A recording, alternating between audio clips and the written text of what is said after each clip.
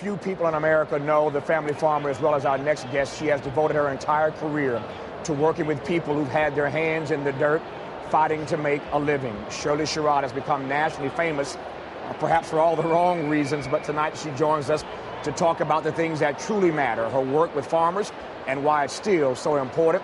Shirley Sherrod, an honor to meet you and to have you on this program. Thank you for having me. Let me start by asking when you came to know these farm-aid people.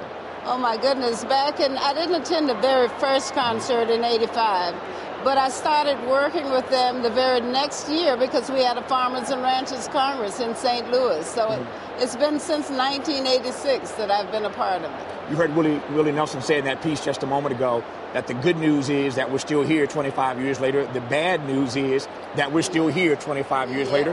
Why are we still raising this issue 25 years later? You would think after 25 years, somehow in this country we would have gotten it right. But we haven't. So there's just as much a need for farm aid 25 years later as there was back in the 80s.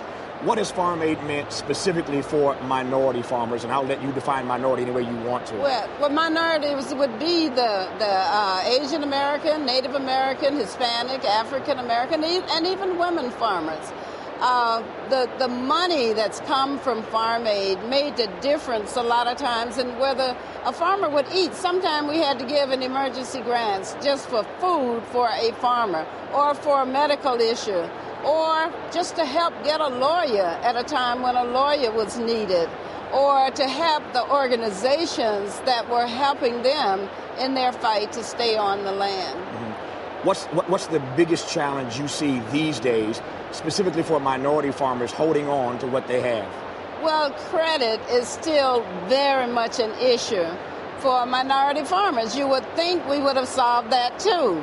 You would have think the Department of Agriculture would have that right after all of these years, but that's still very much an issue for farmers. And then the country. You know, we've gone to big corporate farms and we've found that is not the way we should have been going, that we were much healthier when our family farms were actually providing the food. In 30 seconds, tell me why it is, and I assume that you are because you're here 25 years later, why you're hopeful that we can save the family farm as we have known it. Well, as the word is out more, you know, this concert helps us every year in getting the issues out there for others to see. And as this country, I know we can come together to try to solve this.